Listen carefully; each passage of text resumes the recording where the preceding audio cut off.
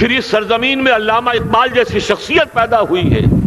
یہ ساری چیزیں جو ہے یہ در حقیقت اشارہ کر رہی ہیں کہ یہ ملک مشیت ایزدی کے کسی طویل سلسلے کی ایک کڑی ہے، اور وہ سامنے آ گیا تھا کہ سن 47 میں یہ قائم ہوا ہے، اور پورے 9 مہینے بعد 14 اگست اور 13 مئی 14 اگست سن 47 اور 13 مئی سن 48 پورے 9 مہینے بعد اسرائیل عالم وجود میں آ گیا. اللہ تعالیٰ نے اس عالمی بیماری، اس کے لیے جو علاج ہے وہ پہلے پیدا کیا ہے. جیسے کہ حدیث میں آتا ہے ما انزل اللہ من دائن الا انزل لہ دوان، اللہ تعالیٰ نے کوئی بیماری ایسی نہیں اتاری کہ جس کا علاج بھی نہ اتار دیا ہو. اور جیسے کہ ماں کی چھاتیوں میں بچے کی ولادت سے پہلے دودھ پیدا ہو جاتا ہے، اس کی غذا کا بندوبست پہلے ہو جاتا ہے، اسی طریقے سے اسرائیل کا جو فتنہ اٹھنے والا تھا اس کی سرکوبی کے لیے پاکستان وجود میں آیا ہے. اور آج وہ مرحلہ آ گیا ہے تاریخ کا ایک عظیم موڑ. آپ دیکھیں گے کہ بڑی مشابہت پیدا ہو گئی ہے. ایک طرف بظاہر امریکہ کی مرضی کے خلاف اسرائیلی وزیر اعظم نیتن یاہو وہ بڑا ایک غرور کا اور بڑے تکبر کا مظاہرہ کر رہا ہے، اور وہ پورا پیس پروسیس جس پر نہ معلوم کتنا وقت صرف ہوا تھا، کتنی محنتیں ہوئی تھیں، کتنے راؤنڈز آف ٹاکس ہوئے تھے، کبھی واشنگٹن میں ہوئے، کبھی اوسلو طرز کا کوئی معاہدہ ہوا ہے، کبھی پھر اور اس کے بعد پیشی ہوئی تھی میڈرڈ کے اندر بھی، لیکن وہ سارا پیس پروسیس جو ہے اس کی دھجیاں کر رہا ہے. وہ وقت بالکل قریب نظر آ رہا ہے کہ یروشلم کے مسئلے پر وہاں بٹھی دہک اٹھے گی. اور احادیث نبویہ میں جو خبریں دی گئی ہیں کتاب الملاحم کی احادیث میں معلوم ہوتا ہے کہ اب اس کا آغاز ہونے والا ہے. نیتن یاہو کو امریکہ کے خلاف جانے کا اصل میں حوصلہ کیوں پڑ رہا ہے؟ اس لیے کہ اسے معلوم ہے کہ فرنگ کی رگیں جہاں پنجہ یہود میں ہے، چاہے کلنٹن ہو یا کلنٹن کا باپ ہو، یہودی لابی وہاں کی اتنی مضبوط ہے، کانگریس میں اور سینٹ میں ان کا اتنا اثر ہے کہ کوئی بھی وہاں شخص بڑے سے بڑا طاقتور اور بڑے سے بڑا اختیارات کا حامل اسرائیل کی مرضی کے خلاف نہیں جا سکتا. یہی معاملہ یہاں نظر آ رہا ہے. بظاہر تو ناراضگی کا اظہار ہوا ہے، لیکن یہ بات اب تو کھلتی چلی جا رہی ہے. حقیقت یہ ہے کہ یہود اور ہنود کا بڑا گہرا لنک قائم ہو چکا ہے، اور یہ بھٹیاں اب دونوں طرف دہکیں گی.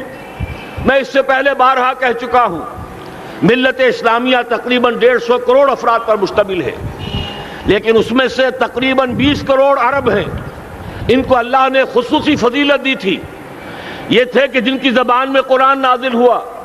خود محمد عربی صلی اللہ علیہ وسلم عرب تھے، انہیں جو فضیلت عطا کی تھی، لیکن بدقسمتی سے اس دور میں آ کر بھی انہوں نے آزادی حاصل کرنے کے بعد بھی اپنا قبلہ درست نہیں کیا. کسی نے ماسکو کی طرف رخ کیا، کسی نے واشنگٹن کا رخ کیا، اللہ اور اس کے رسول کی طرف رخ نہیں ہوا. واقعہ یہ ہے کہ مجرم ہیں. دوسرے بڑے مجرم 150 کروڑ میں سے 10% یہ 15 کروڑ مسلمان ہیں. حالیہ جو سینسس ہمارا ہوا ہے اس کے بعد اندازہ ہو رہا ہے کہ یہاں کی آبادی 15 کروڑ ہو چکی ہے. 10% امت مسلمہ کا مسلمانان پاکستان ہے، اور یہ اس اعتبار سے کہ اسلام کے نام پر ملک بنا کر نصف صدی گزار چکے، لیکن یہاں پر اسلام کا بول بالا نہیں ہوا، کتاب و سنت کی بالادستی کر اعلان نہیں ہوا. دستور میں ساری اسلامی دفعات موجود، لیکن اس کے ساتھ ہی ایسے خلا موجود، چور دروازے موجود کہ کوئی دفعہ بھی مؤثر نہیں ہے. یہ منافقت کا پلندہ لے کر ہم چل رہے ہیں اس دستور کو، اس دستور مملکت پاکستان کو. لہذا واقعہ یہ ہے کہ یہ بھٹی جو ہے اب ہماری آزمائش کے لیے آگ آد ابراہیم ہے، نمرود ہے. کیا کسی کو پھر کسی کا امتحان مقصود ہے؟ اس لیے میں نے وہ آیت بھی آپ کو سنائی، وَلَنَبْلُوَنَّكُمْ بِشَيْءٍ مِّنَ الْخَوْفِ وَالْجُوعِ. آج کی صورتحال پر غور کیجئے، کس درجے یہ الفاظ ہمارے جو ہیں وہ ثابت ہو رہے ہیں اور جس اپلائی ہو رہے ہیں. ایک خطرہ پیدا ہو چکا ہے. واقعہ یہ ہے کہ کوئی کرائسس ہو، کوئی خطرہ ہو، کوئی اندیشہ ہو تو قوم جاگ جایا کرتی ہے. اور اس کے بعد حقیقت یہ ہے اگر ہم نے جرأت کر لی، اور مجھے یقین ہے کہ ہو جائے گا، کچھ لیت و لال ہے، کچھ تاخیر ہے، حکومت کے کچھ اعلانات دو طرفہ سے بھی آ جاتے ہیں، لیکن مجھے یقین ہے یہ دھماکہ ہوگا، یہ مشیت ایزدی ہے، یہ شدنی امر ہے، یہ ہوگا۔ اور اس کے بعد یقیناً اس آیت مبارکہ کا دوسرا لفظ ہم پر منطبق ہوگا، وَلَنَبْلُوَنَّكُمْ بِشَيْءٍ مِّنَ الْخَوْفِ وَالْجُوعِ۔ یہاں دوسرا لفظ بھوک کا لفظ ہے، ہم پر سختیاں آئیں گی یقیناً۔ الکفر ملت واحدہ، پوری دنیا امریکہ کی زیر سرپرستی ہمارے خلاف کھڑی ہوگی، ہمارے اوپر پابندیاں لگیں گی، لیکن شاید ہمارے جذبہ ایمانی کو بیدار کرنے کے لیے اللہ تعالیٰ اسی کو ذریعہ بنا دے، اور پھر اس کے ذریعے سے پورے عالم اسلام میں عوامی سطح پر جو ہمدردی پیدا ہوگی پاکستان کے ساتھ، اس کے آثار شروع ہو گئے ہیں۔ کبھی قطر کی طرف سے خبر آ رہی ہے، کبھی الاحرام کا جو ہے وہاں بات سامنے آ رہی ہے۔ معلوم ہو رہا ہے کہ جو بھی پبلک اوپینین ہے پورے عالم اسلام میں، اس کی وجہ کیا ہے؟ میں نے اپنے پچھلے جمعے کے خطاب میں عرض کیا تھا کہ جیسے پاکستان سلطنت خداداد پاکستان ہے، ایسے ہی اس کی ایٹمی صلاحیت یہ بھی خداداد ہے، اللہ نے چھپر پھاڑ کر ہمیں دی ہے۔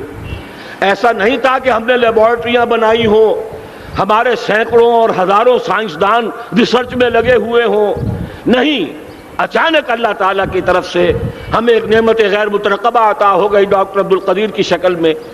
پھر نہ معلوم کس کس ذریعے سے اس پروگرام کو آگے بڑھانے کے لیے جن پرزوں کی ضرورت تھی، کس کس ذریعے سے وہ پرزے یہاں پہنچے ہیں۔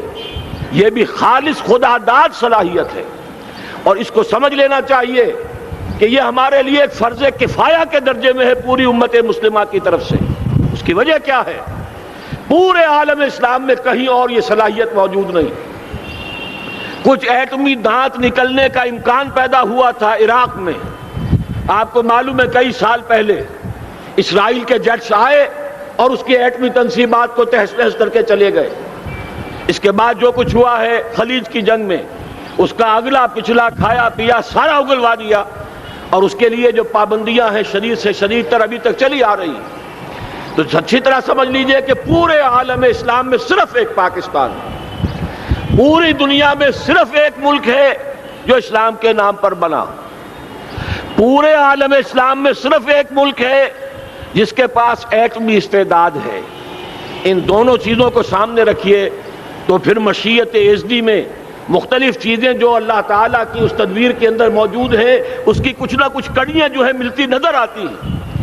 لہذا اگر یہ معاملہ ہو جاتا ہے تو یقیناً اگرچہ سختی آئے گی، وَلَنَبْلُوَنَّكُمْ بِشَيْءٍ مِّنَ الْخَوْفِ وَالْجُوعِ، لیکن ایک تو یہ کہ اس قوم کے اندر سے انشاءاللہ جذبہ ایمانی برآمد ہوگا، اس قوم کے اندر سے ایثار اور قربانی کے جذبات برآمد ہوں گے، پورے عالم اسلام کی اخلاقی سپورٹ اسے حاصل ہوگی۔ اور میں یہ سمجھتا ہوں کہ جیسے نوائے وقت نے بھی بہت اچھا کیا، کل یا پرسوں کے اپنے جو سر وقت پر وہ احادیث شائع کر دی ہیں، جن میں سے دوسری حدیث بڑی معنی خیز ہے۔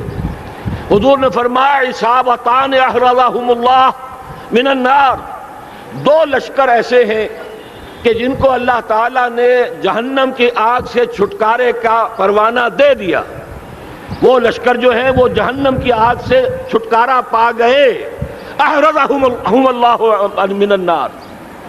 وہ دونوں لشکر کون سے ہوں گے؟ اصابت یغزو الہند، ایک وہ کہ جو ہندوستان پر حملہ آور ہوگا، اور دوسرا وہ جو حضرت مسیح علیہ السلام کے ساتھ جبکہ ان کا نزول ہوگا، اور اللہ تعالیٰ ایک مجدد، اس آخری دور کے مجدد کی حیثیت سے حضرت مہدی کو بھی ہمارے درمیان میں سے اٹھائے گا، اور پھر جو آخری فیصلہ کن جنگ ہوگی الملحمۃ العظمیٰ، اس کے لیے یہاں سے فوجیں جائیں گی ان کی مدد کے لیے۔ اب ان دونوں فوجوں کو ایک حدیث میں جمع کرنے سے اندازہ کر لیجئے کہ اس کا مطلب کیا ہے۔ یہ علاقہ پاکستان اور اس سے ملحق افغانستان، یہ علاقہ ہے کہ جو اسلام کا گہوارہ پہلے بنے گا، یہاں سے فوجیں جائیں گی، اور دائیں بھی اور بائیں بھی، مشرق میں بھی اور مغرب میں بھی، اور یہیں سے انشاءاللہ تعالی اسلام کا جو عالمی غلبے کا جو وعدہ ہے اللہ کا، کی خبر دی ہے محمد الرسول اللہ صلی اللہ علیہ وسلم نے لا يبقى على الارض بیت وبر ولا مدر الا ادخلہ اللہ کلمۃ الاسلام، اس روئے ارضی پر کوئی گھر بچے گا نہ خیمہ بچے گا جس میں اللہ تعالیٰ کلمہ اسلام کو داخل نہ کر دے۔ وہ حدیث کے جس کے بارے میں فرمایا گیا، حضور نے ارشاد فرمایا، حضرت ثوبان سے روایت ہے کہ اللہ تعالیٰ نے میرے لیے ساری زمین کو سمیٹ دیا۔ ان اللہ زوالی الارض فرأیت مشارقها و مغاربها، میں نے اس زمین کے سارے مشرق دیکھ لیے، سارے مغرب دیکھ لیے، لیکن یہ جان لو ان امتی سیبلغ ملکها ما ذوی لی منها، میری امت کی حکومت ان تمام علاقوں پر قائم ہو کر رہے گی جو پوری زمین کو لپیٹ کر مجھے دکھا دیے گئے۔ یہ وعدہ پورا ہونا ہے، اور اس وعدے کا نقطۂ آغاز یہی سرزمین، اور جیسا کہ ہمیں افغانستان میں آثار نظر آ رہے ہیں، ایک خالص دینی مذہبی حکومت قائم ہو چکی ہے۔ افغانستان کا 80% علاقہ امن کا گہوارہ بن چکا ہے، علماء کی وہاں قیادت ہے اور حکومت ہے۔ یہ پاکستان اور افغانستان مل کر، جیسا کہ آپ کو یاد ہوگا، میں نے جب تجویز پیش کی تھی کہ حکومت پاکستان فوراً تسلیم کرے طالبان کو، اللہ کا شکر ہے، میں یہ نہیں کہتا کہ میرے کہنے کی وجہ سے ہوا، لیکن بہرحال اللہ کا فضل ہوا کہ چند دن کے بعد ہی حکومت پاکستان نے تسلیم کر لیا طالبان کی حکومت کو۔ میری دوسری تجویز ابھی پینڈنگ ہے، پاکستان اور افغانستان کے درمیان کانفیڈریشن قائم کیا جائے۔ یہ ملک دونوں مل کر واقعتاً، کہ ایک نے واقعتاً 15 لاکھ سے زیادہ جانیں دے کر مرنا سیکھ لیا ہے، اور جو قوم مرنا سیکھ لے اسے کوئی مار نہیں سکتا، اسے کوئی شکست نہیں دے سکتا، اور ایک وہ قوم ہے پاکستان میں کہ جو 400 سال کی تجدیدی مسائی کے اثرات کی امین ہے، یہ اس کا تراث علمی ہے، چاہے وہ تحریک حضرت مجدد الفسانی کی تھی، چاہے وہ علمی تحریک شاہ ولی اللہ کی تھی، چاہے وہ تحریک جہاد سید احمد بریلوی کا تھا، چاہے اور جو بھی رجال عظیم پیدا ہوئے ہیں 14ویں صدی ہجری میں، ان سب کے اثرات یہاں موجود ہیں۔ یہ چیزیں مل کر وہ طاقت بنے گی کہ یہاں سے اسلام پھر پھیلے گا، مشرق کی طرف بھی مغرب کی طرف بھی۔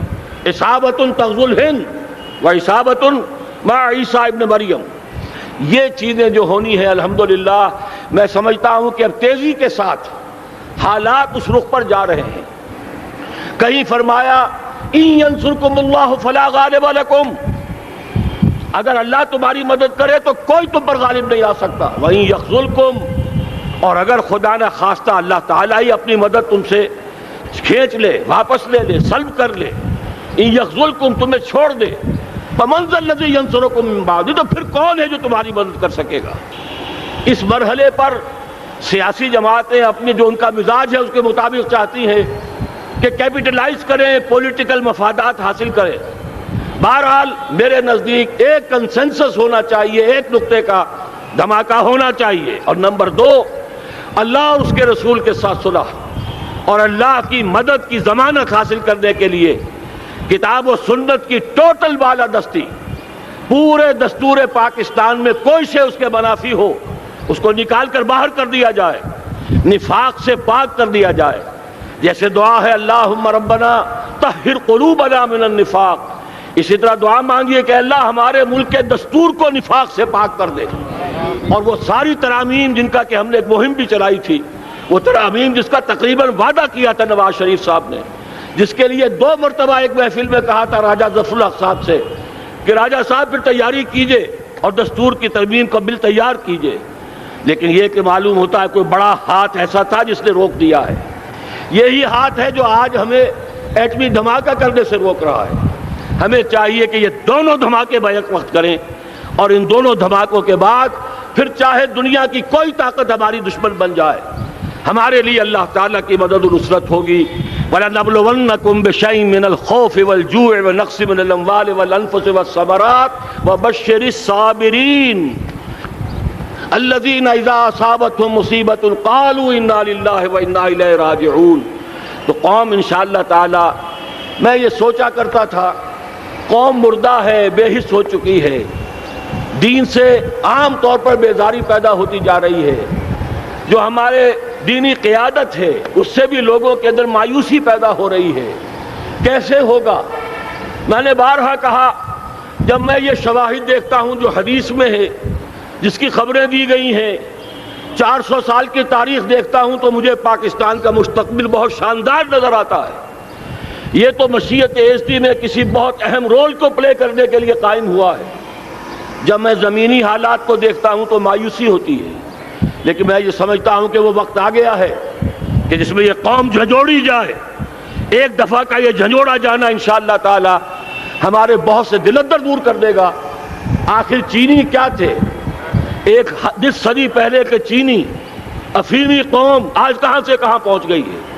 ہمارے اندر بھی چاہے یہ کہ اوپر راکھ ہے، اندر چنگاریاں ہیں، ان چنگاریوں کے بھڑکنے کا وقت آ گیا ہے، اور انشاءاللہ العزیز اسی ایٹمی دھماکے سے اس پورے عمل کا جو ہے آغاز ہو جائے گا، جس سے یہ سرزمین پاکستان اسلام کا گہوارہ بنے، اور پھر یہاں سے پوری دنیا میں اسلام کے غلبے کی جد و جہد کا آغاز کیا جائے۔ بس میں اسی پر اتفاق کر رہا ہوں۔ اللہ تعالیٰ سے دعا کرتا ہوں کہ وہ ہمارے حکمرانوں کو، اگر تو کوئی تاخیر ہو رہی ہے انتظامی امور کی وجہ سے، کوئی بات نہیں، بہرحال معاملہ ایک اچانک ہو گیا ہے، لیکن مجھے توقع ہے کہ انشاءاللہ وہ دھماکہ ہوگا اور جلد ہوگا۔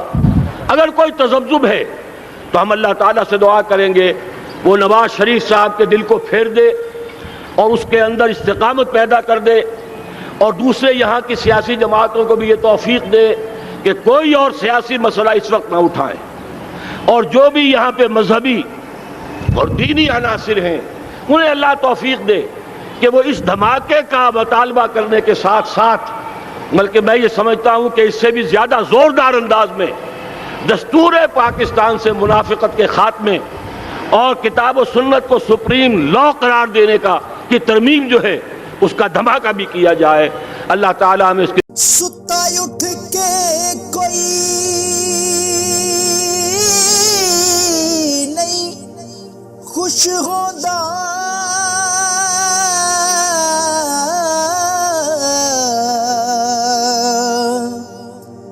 بڑے ستے جگا کے میں ویکھیا